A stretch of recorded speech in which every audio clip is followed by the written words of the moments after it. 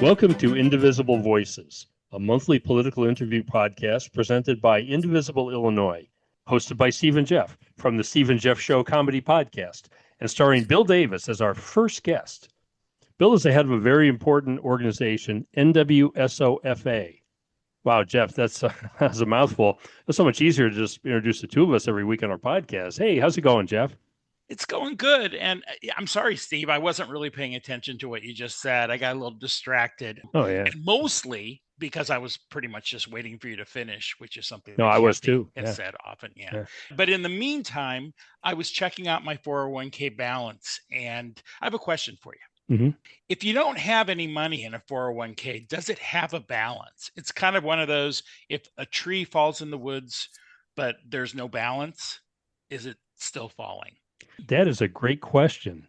But, I don't think you really have to worry about that, forests or woods or anything like that, because those are all going to be sold.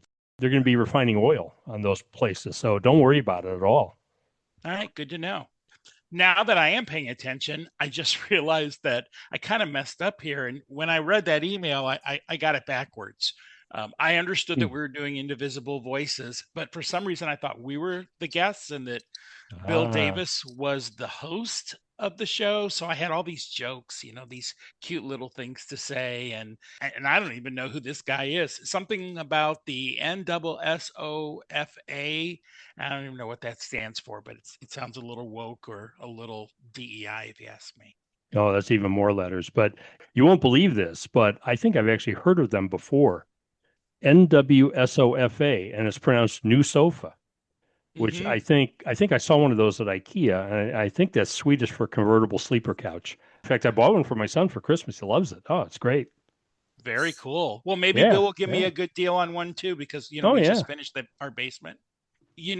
It's too bad Bill isn't interviewing us because, like I said, I have all these cool jokes that I could introduce, and make it sound like it's off the top of my head. And plus, I think we should be complimenting the king more for all of his great choices. For example, bombing Iran Oh, yeah. has been perfect because it has taken our mind off the tariffs. I think you can probably work those into the interview, and I have a few as well. I mean, I'm just, of course, I'm just spitballing here, but I think if somebody wants to announce a ceasefire, I think maybe you should talk to the people involved and make sure there is, like a ceasefire Mm, yeah. before you announce it. But I digress.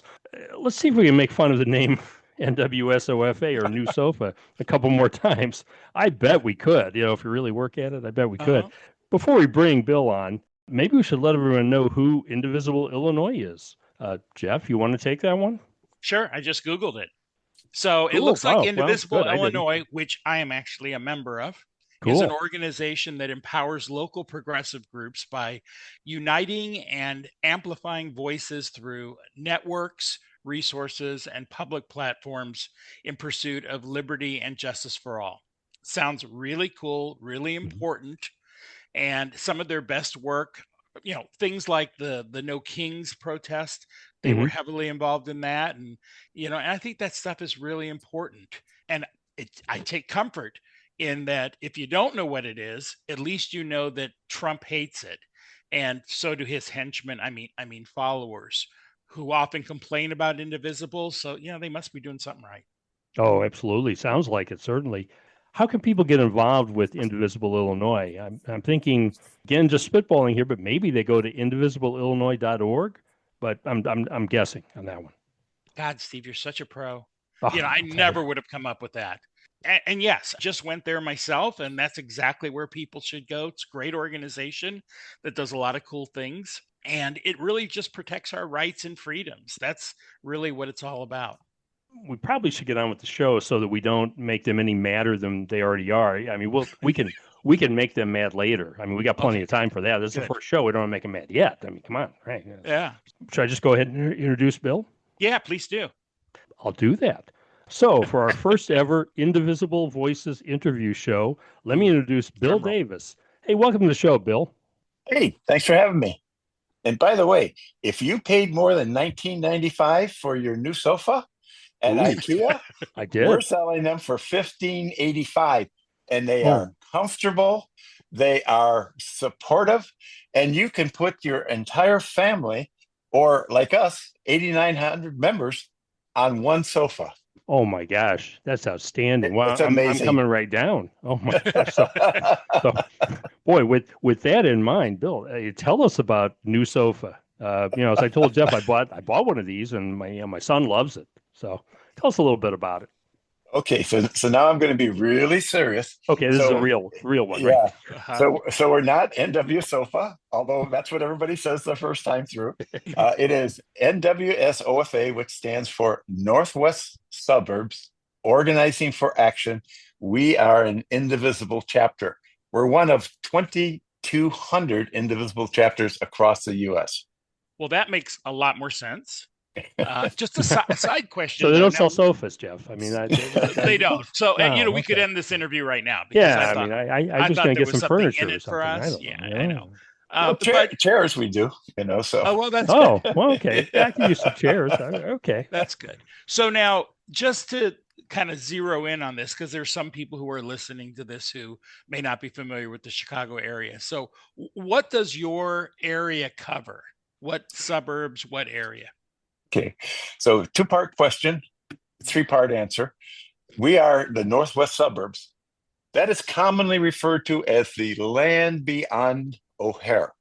So it covers like Schaumburg, Elk Grove Village, Des Plaines, Arlington Heights, Barrington, Buffalo Grove, Wheeling, Palatine, that whole area out there. 6 townships. I think there's about 700,000 people who live in that area. So when we brag about having 9,000 members, that's not even a percentage point. So that gives you a little bit of a sense. We were established right after Barack Obama won his second election.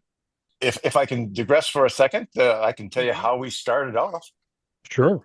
There was 17 of us that would go to the Greater Palatine and Wheeling area Democrats' offices to support Barack Obama's election. And we were all there making phone calls and talking to people from Iowa and Wisconsin, etc. And then he won. It was a wonderful thing. He won. And one of the guys that was there said, "What do we do now?" And we said, "Well, we don't know." Someone says, "Well, why don't we get together and have dinner at Panera?" Panera Bread, great idea. So 17 of us went out there and we said, after we found out what everybody's last name was and what they really did in life, we decided we'd like to continue doing some progressive stuff. We thought the concepts of healthcare and other things and gun violence, it needed a chance. So we organized Northwest Suburbs at that time, progressives. And then shortly after that, Michelle and Barack Obama noted that they were going to change the name of the Obama for America to Organizing for Action and start chapters to do activist work on issues. And we were one of the very first chapters that signed up. So we've been at this for a while and it's been fun. Fast forward, as I said before, we have almost 9,000 members. We attribute almost half of those to Donald Trump getting elected. It's been, if there's one thing that came out of it, that is it. Well, cool. So 2 thoughts from what you just said, Bill. One is, Steve, I think we have a sponsor in waiting with Panera's. Yeah. Oh, yeah. We need to contact them quickly.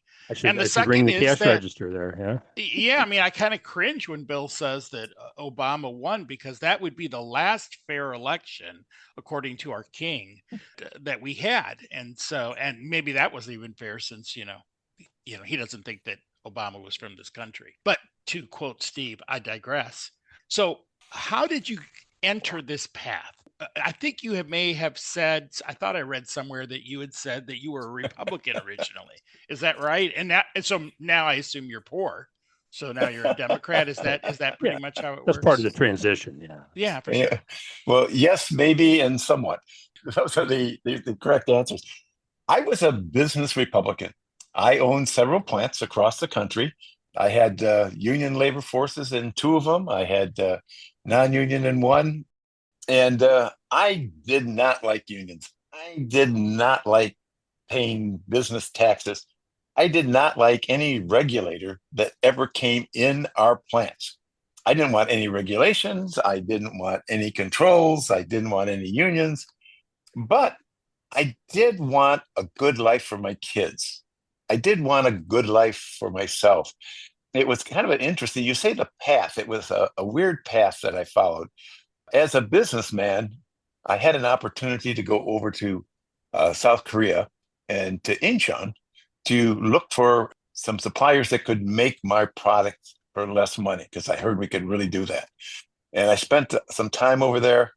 I never was able to go outside without a mask over my face. I observed conditions that thousands of people, but no consideration for people who had any kind of handicapped. Actually, they didn't have toilets in the plants that I entered. So I observed that those plants, they didn't have any safety guards, etc. Lots of people missing fingers and digits. So when I came back, I called my operations people and I said, we've been on the wrong side of a few issues. Let's put up a big sign in the plants that say no accidents for the last X number of days. And they said, oh, well, that's good because we had an accident today. Never mind. We can start fresh. We'll start tomorrow, right? Yeah. But everybody said, what's happened to you? And I said, well, I think there's some good reason that these laws are in effect. I've actually witnessed America 50 years back. And I don't like the way we've been treating people. So let's be friendlier. Let's be nicer to people. And that started a whole progression. And then in 2011, I came down with a really bad case of West Nile virus. And I ended up almost a year in rehabilitation centers, etc., to learn to literally talk and walk and be able to get up by myself. For months, I was literally on a bed staring at a ceiling. I think I told you the other day that there was 20 tiles wide and 10 tiles on the ceiling long. That's what I observed all day. As I got a little bit better, they were able to elevate my bed and they would turn on the news. Now, the people that were taking care of me were mainly Filipino and Spanish and some Black. And throughout that year, I got to know these people very well. And I got to meet their families during the holidays. They would come in. My wife would come in and give them little candies and things. And I learned that everybody spoke in Spanish, basically, but they knew a little bit of English.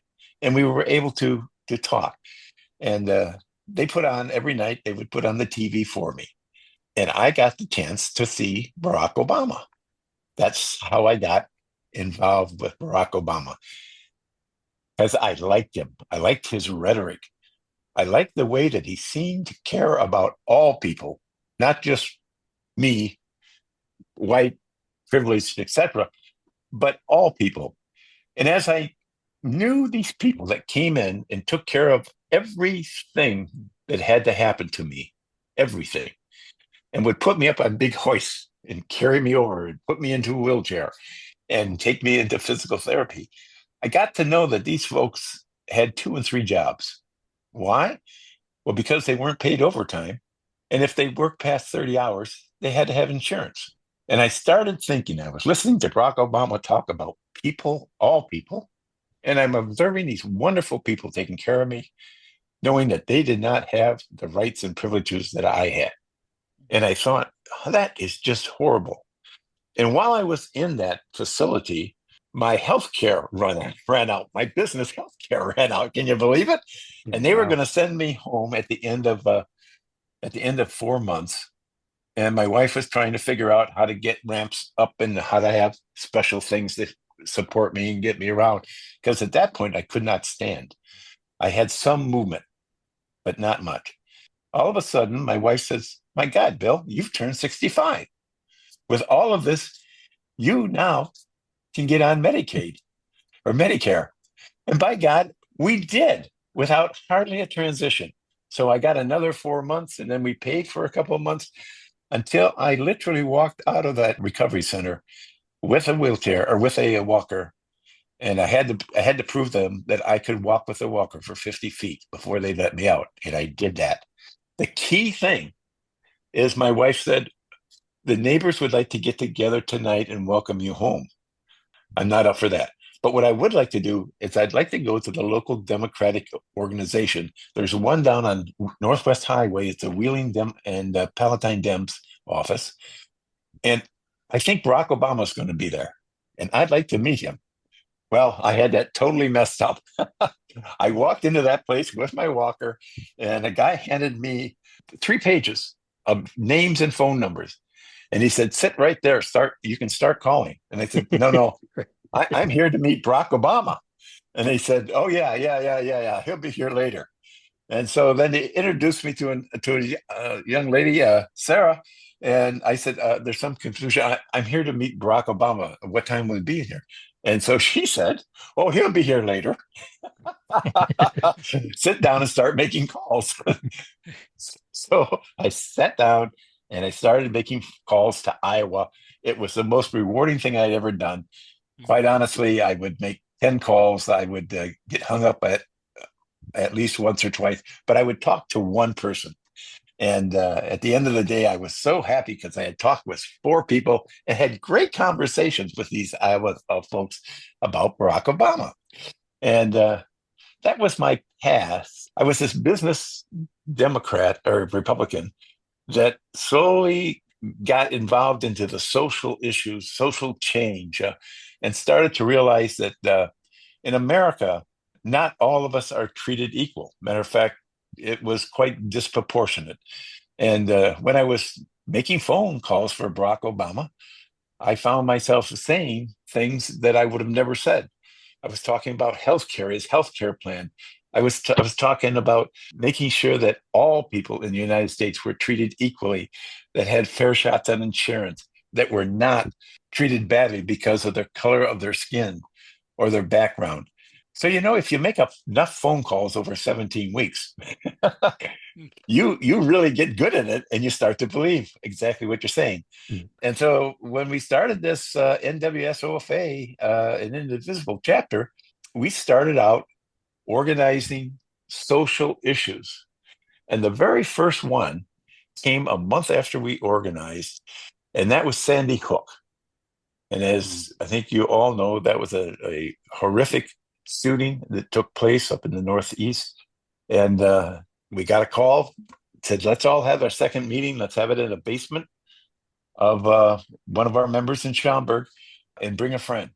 And we did that. And we had 34 people that showed up.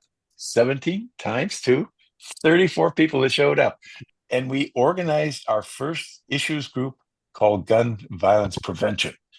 And at that meeting, we talked about doing some other things. And I volunteered to help out with doing some fiscal and economic reviews. But that's how my progression from a business Republican to a now progressive Democrat went along. And let me say, almost every time I stand up in front of a group, I will tell them that I was a business Republican. I hated the unions. And then I will add very quickly, before things get tossed at me, I add that today I recognize that organized labor is the backbone of our economy. And it's one of the biggest problems that we've had in having a living wage across the country. And I regret as a businessman that I didn't enter into a partnership with our organized laborers at those plants rather than constantly resisting and opposing what they were doing.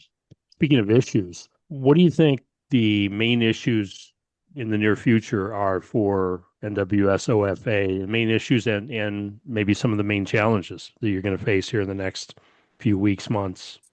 Well, with our current administration, the next challenge is only a minute away. I mean, maybe a second away. Minutes, maybe I should say. Who knows? We just came off of a hugely successful national No Kings movement. And there was 2,169 rallies across the country. We are responding to the main issue today, which is a president that wants to be a king. He literally idolizes Putin and other dictators across the world. He wants to do things like he did in his own business. He doesn't recognize that he's got a Congress that he has to consult and get things done. And he continues to toss a lot out there on the wall, waiting to see which things we're going to bite on. And the good news is, I mean, I get confused at times. There's just so much to deal with that I wonder, what do we do next? And then every Thursday, Ezra and Leah, who are the co-founders of Indivisible, they have an hour and 15-minute call where they just talk about what has happened. And they give us some direction. They always remind us that we're independent chapters. We can do what we want.